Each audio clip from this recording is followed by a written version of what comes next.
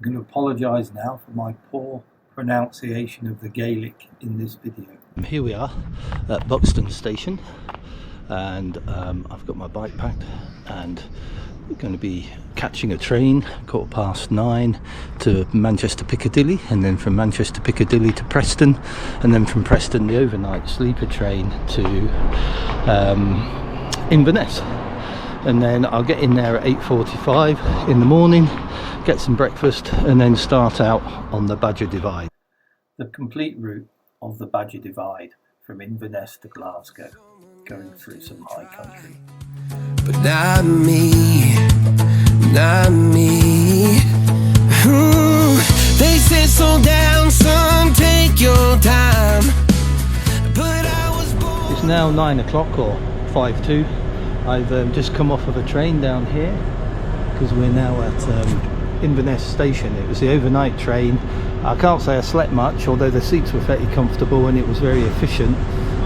Only got a couple of hours sleep. So I'm going to set off from Inverness here, head out towards the start of the route, set my GPS, and then head out of Inverness down the Great Glen Way. Okay. So let's push up a hill a little bit. It's quite steep. We're on this single track. I'm going to head round a little bit of forest and then head back down into this valley. This is Inverness here. So we're out of Inverness now, heading along the trail. The stars are down like good old friends. Say, boy, don't stop where the sky just ends. Sky is the limit, no chance to hold. Sky is the limit, I'm breaking the mold. Sky is the limit, I'm out of control tonight.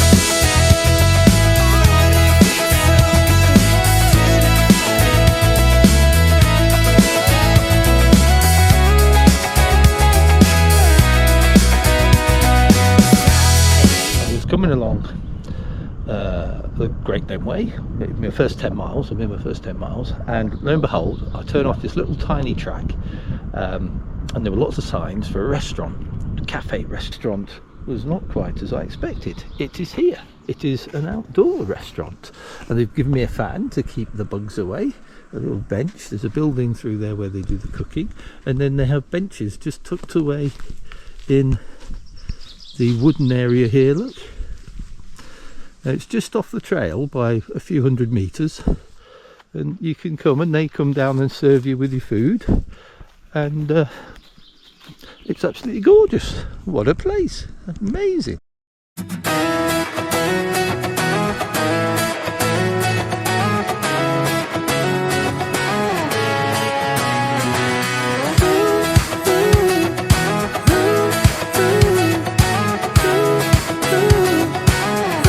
Not long after this point, it was very late in the day, I found that my front brakes was making a bad noise and was running low, the pad was getting low. I found a viewpoint where I was able to camp about 20 miles from where I wanted to be, so I'd made the decision to stop for the night there.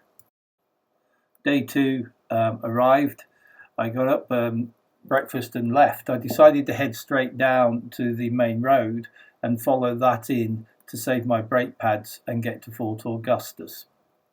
It was about 12 miles in all, and it saved the undulating track I would have been on. So there's no shop here in Fort Augustus, having got here. My brake pads have worn right down both back and front. They weren't brand new, but they were in very good condition when I first started, so I didn't expect them to go. So no options here, there's no bike shop and there's no hire shop. So I'm going to have to take the bus, which isn't very expensive, back to Inverness, where there is a bike shop, and hopefully they'll have these brake pads or something similar. The disadvantage is that I need to leave my bike here in Fort Augustus. Now it's a nice place, but it's an expensive bike with all the kit. It's very hard to find anyone that would actually look after it per se. So anyway, we'll see how we get on. It's now 1 o'clock, and I fixed the bike, I went into Inverness on the bus and then back out again, put the new brake pads in. The old ones had pretty worn down, almost down to the metal. There was practically nothing left of them, so I was pleased I did that. Yeah, it's wasted half a morning, and I perhaps didn't do the full correct route on that last section round to Fort Augustus, but well, yeah, I'm back on the trail. Bike's okay. I had to leave the bike locked to a bike rack in Fort Augustus with all my bags, so I took all my belongings that were, you know, my wallet and my cameras, etc., and everything was fine. It was really busy when I got back with tourists, but everything was fine.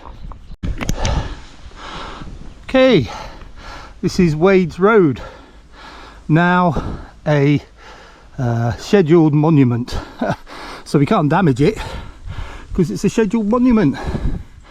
Oh well, this little bit just getting up here was like a jungle. It was a bit awkward, but we're here.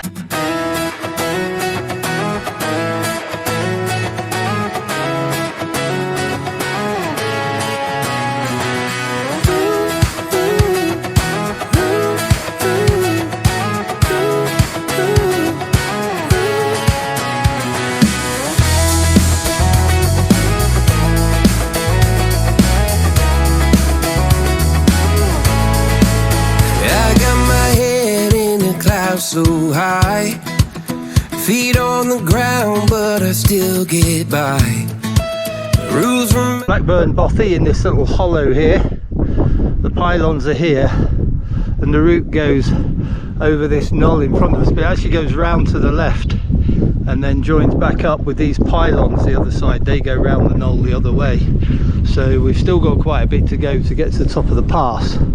I came from over this way and was going well till then, but it was a long push, a lot of hiker bike for me, so I'm wondering whether to stop here. It looks like it's about to rain. This was where a lot of people get to on the first day, so I'm now you know, in my day two, having been to get brake pads and get to here. So if I leave here tomorrow and get over the pass, I should be in a good place. Or do I carry on today? That's my dilemma.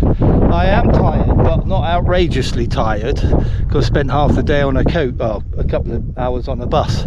I could spend the night here if it's going to rain. It will give me somewhere quiet. If somebody else turns up, I can always camp. So I did choose to stay, and I was pleased of it, as it did thunder and lightning later in the day and evening. Yeah, so we're gonna head off. It's 7 o'clock-ish. I'm just going to load my bike in a minute. Been the night in this old bothy.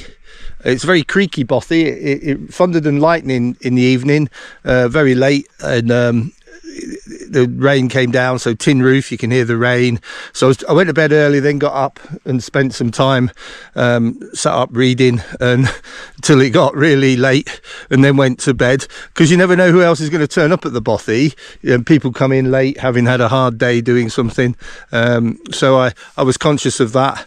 Also, you're on your own in the bothy. They're quite eerie sometimes. Not that this one is, actually. This one's really nice. It's just one big room. Yeah, so I had a really nice night after a bit of a thoughtful day. And today I'm going to go over the pass and see how that leads us. And there's this amazing inversion this morning. Local wildlife. Hey, here we are. Not even, well, we must be over halfway up the Corrierakic Pass. It goes that way. It's not desperately steep, but with this loose stone, quite a bit of it's unrideable. But since the hut, I have had a mixture of up and downs, and we made quite good progress. Although it's still got a lot to go. We're going to go up even more, and I'll have a look at the GPS. Bit windy. And then the hill gauge thing looks like that, so still quite a lot of hill to go to the top. Okay, so we came up there, or I'm walking up here, and then we're coming up the valley. Nice mist clearing. We're heading that way, and these pylons are also taking the easiest route up. over the pass. So I think this must be the top of the pass, I think, because the road looks like it heads downhill for once. It's pretty much the top, and there's the pylons coming through because they use the pass as well. Pretty much at the top, I hope. Okay, it's taken me about 2 hours to go from the hut to the top of the pass, so I was pleased to get there. Okay, so there's the pass coming down the other side, some big switchbacks. Just met some people cycling it, coming up it, going the other way. So, and then I'm heading this way, down, following the valley really.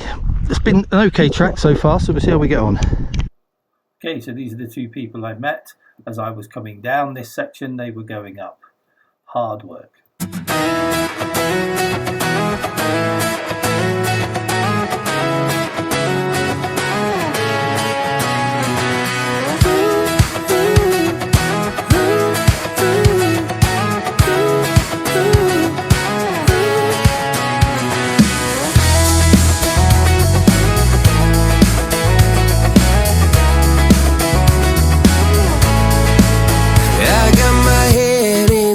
So high, feet on the ground, but I still get by.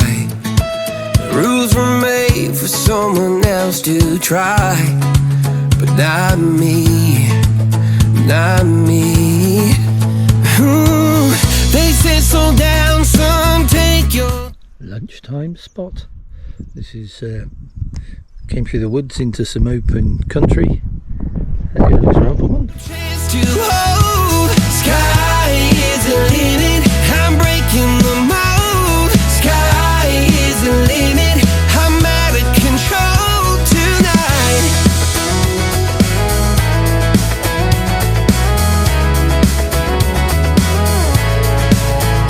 Every doubt just feeds a flame. Every scar reminds me why I came. I've been broke, I've been blessed, carry faith. Okay, so got about 40 miles today. I've got about 60 or 70 to do tomorrow. I made it to the youth hostel on Lake Owassen. It's the one where Korea Youth Hostel, and then just down here is Korea Railway Station, where Train Spotters was filmed. Now I didn't get into the youth hostel because it's got a private booking, but round the back is this shed, so they've let me stay in there, which is very kind because it was absolutely chucking it down when I got here. It's a bit better now, and I would have had to have found somewhere to camp.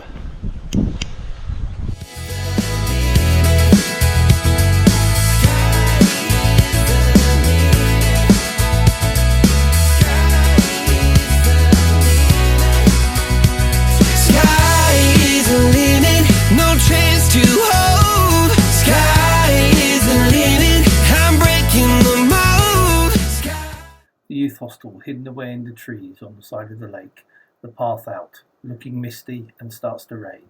We've just come down the valley up the back here. Just come down this valley here, it's really fast, down to this lake. And we've got a nice little stream here.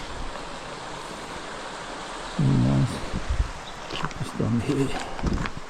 It's going to go back uphill now, and I think it heads uphill quite a long way. So. Yeah, nice. Hey, I'm about 30 miles today, but I've got about another 30 to do. Well, actually 20 to do, but it's pretty hilly. I'm knackered.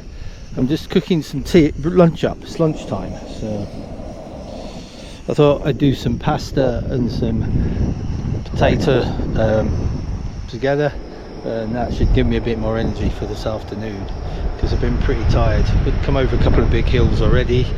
It's taken me ages to get to here. It should have, shouldn't have been hours rather than an hour or two. I've been several hours. Okay, so I made it down to Glenlyon post office and cafe where I stopped for a cup of tea. The weather's coming in really bad, so I've chosen to go over Ben Law's Road, the hill that goes over Ben Law's, rather than the main Badger Divide, as I can't guarantee the track's going to be rideable in the bad weather. I want to get to Killin for food, and then I need to carry on for another 20 mile or so down, continuing south. So as you can see from the maps above, I broke my day up into sections, and you can see I eventually get beyond Lakehead and down to a campsite that I stopped at for the night in horrendous rainy weather. It was absolutely appalling. High winds and rain. Nice bit this morning. Took me a little while to get to the proper bit of trail I should be on. Now we're on it. As I had a long day yesterday, I didn't quite make it to the campsite I was planning, so I stopped early, not far, about 5 miles down the road.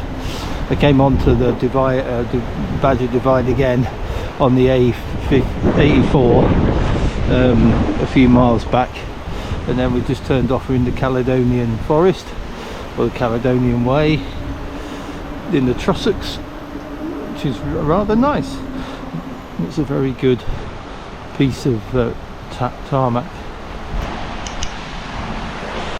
Nice lake I stopped at. I didn't take too much video after that really wet day yesterday, and in fact I've got very little footage, either both photographs or film footage of the next couple of days. So the tracks are pretty good from here on in. The hills aren't too big and they're very rideable, and it's mainly forest tracks through the Trossachs to go down towards the lower plains towards Glasgow. Day 6, having camped at a nice campsite, was pretty short. Only a very short day into Glasgow, and making it to the art gallery where the Badger Divide finished. I then went from there to the train station to catch the 1 o'clock train home to Buxton. So here we are at the finish of the Badger Divide. Yeah, it was a pretty easy ride into town, not too wet and messy, but didn't take long, so I've got ages to wait now from a train. So there we go, good finish.